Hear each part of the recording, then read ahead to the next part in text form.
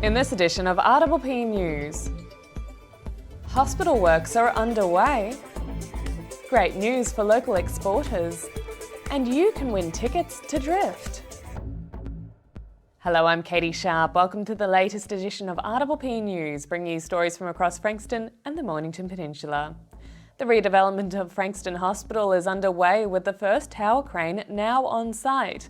New hoarding artwork has been installed featuring design images of the hospital and a viewing window to let locals see what's going on.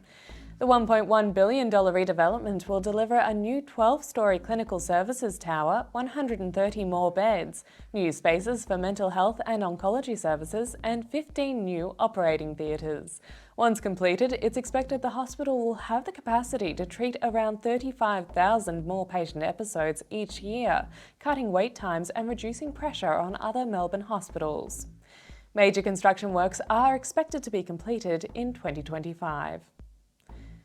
A local man has been implicated in an alleged assault that took place in Southbank in late March. On March 28, a 60-year-old man and a 59-year-old woman were allegedly randomly assaulted by a man and a woman at around 1 p.m. on Flinders Walk. A 23-year-old woman was also randomly approached and assaulted by a woman at the same time. This week, Melbourne Crime Investigation Unit detectives arrested a 37-year-old man from Rye. He was charged with intentionally and recklessly causing injury and aggravated assault. A 30-year-old woman from South Yarra has also been charged. The coronation of King Charles will have extra significance for businesses across the Mornington Peninsula. It's at this time that the Australian-Britain Free Trade Agreement will be signed in London, removing duties from Australian exporters sending goods such as wines and spirits to the UK.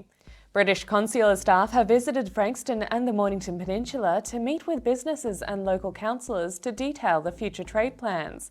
CEO for the Committee for Mornington Peninsula, Josh Sinclair, told RPP the agreement will be of great benefit to the region. The FTA has received royal assent, but the expectation is that an announcement about a timeline should be made at the King's coronation with both Prime Ministers. It'll see a greater movement of people and easing conditions placed on visas, which will help fill our worker shortages, but also a greater opportunity for our exporters, our fine producers here on the Mornington Peninsula, to get some of their product into the UK.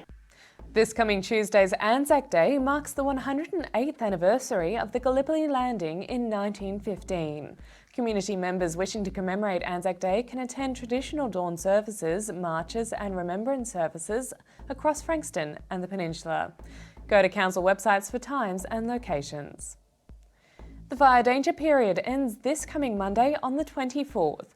However, the CFA still expects a grass fire risk to remain across the state in the coming months, so landowners are encouraged to register burn-offs online at firepermits.vic.gov.au. Following a record number of nominations from the Victorian sporting community, finalists have been announced for the 2022 Victorian Sport Awards, and the Mornington Peninsula features in several categories. Sorrento Sailing's Jack Lewis has been nominated for Coach of the Year, while Mornington's Kiralee Guinan, who works on triathlons, has been tapped for Official of the Year. Community Official of the Year nominee is Kylie Clark from Point Leo Surf Lifesaving Club, and Young Team of the Year hopefuls are tennis players Salim Nasser and Riley Dumsday from Craigieburn and Mornington. Congratulations to everyone who has been nominated. Winners will be announced at Marvel Stadium on the 7th of June. And the Drift Arts Festival is in full flight across the coming week at multiple sites across the peninsula. The festival will host 35 live performances over 10 days across 7 townships. RPP's radio crews are giving away passes to events all week, starting with Pete Smedley's Breakfast Scoop, giving away a double pass on Monday to see Adelita perform live. The giveaway includes tickets to the Comedy Fest, Work It, the Smith Street Band and Bernie Dieter's Festival Spectacular, so stay tuned to RPP FM for your chance to win. After the break, we have Bianca with the coming week's weather report.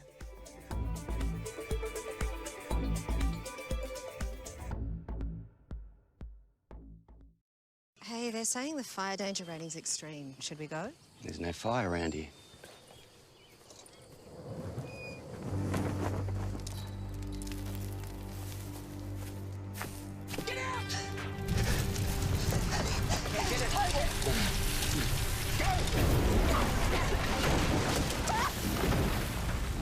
fires can spread bushfires as far as 40 kilometres. So you should leave early. Authorised by the Victorian Government. Everyone knows Australia has 4 big banks, but the 5th biggest retail bank is snapping at their heels. It's a bank that's been around for over 160 years, can be found in over 500 locations nationwide, looks after over 1.8 million customers, and is regularly voted one of the most trusted brands out of all the thousands of brands in Australia. Who is this fantastic number 5? Yep, it's Bendigo Bank. The better big bank. Established in 1988, Progress Signs has been servicing the local community for 30 years. Located on the Mornington Peninsula, they are the #1 destination for all your signage needs, specialising in a variety of signage from vehicles to shop fronts, occasional and corporate events, short-term, long-term and everything in between. If it's signs you need, be it large or small, Progress Signs is the place to call. Available 24/7 at progress-signs.com.au or call the team on 5975 9188. Thinking signs? Think Progress Signs, a station sponsor. Here at Bridgestone Select, it's our job to keep you moving with the right advice, a great range of products and service you can count on. So when it comes to tyres, when it comes to auto care, come to Bridgestone Select for service that moves you.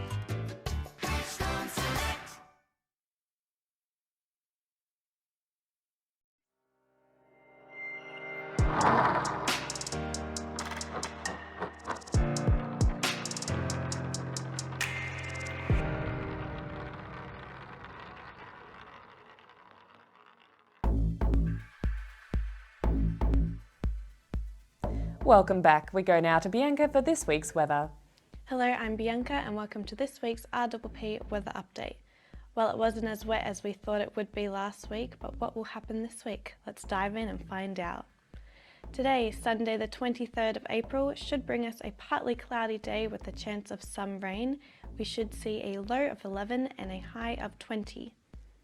Monday should see much the same as Sunday with a low of 9 and a top of 23. Tuesday will be cloudy with the possibility of some showers over the peninsula. We are expecting a top of 23 and a low of 12. Wednesday sees this trend continue with a low of 12 and a top high of 23. Thursday sees the cloud cover continue with patchy rain throughout the day. We should reach a high of 23 and a low of 14. Friday brings us a mostly wet day with a top of 18 and a low of 5. And finally, Saturday should see the rain continuing throughout the morning. However, we should see the sun popping through the clouds later in the day. We should reach a high of 13 and a low of 6. Well, that's all for this week. Try to stay dry and I will see you next week. Now to our surf guru Muzz for the Surf Report.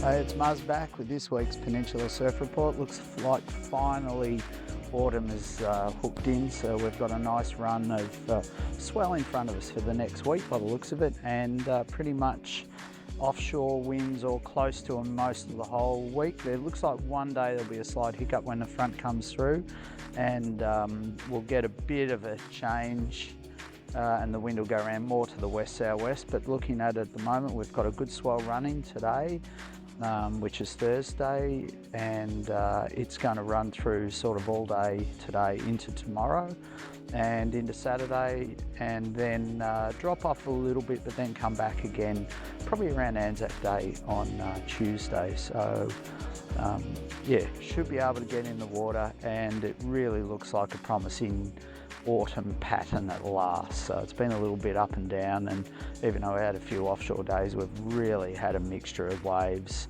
not enough swell or too much, or the wind's got too much northwest, but not to worry. Crowds are still a bit heavy, but school holidays are coming to an end. Most schools will head back next Wednesday after Anzac Day. Anzac Day is traditionally a good surfing day. We seem to always get some waves, and this week looks like it's going to be the same, so we enjoy. Water's getting colder, but it's still okay. It's still 18 degrees, but definitely a good week of waves, more in Western Port than on the beaches. But there is, I think Monday, there could be a good solid day somewhere on the beaches because the wind's going to have a bit more north into it. But enjoy, and let's hope the season moves along from this and stays this way, which it's the usual pattern. All right, I'll see you next week.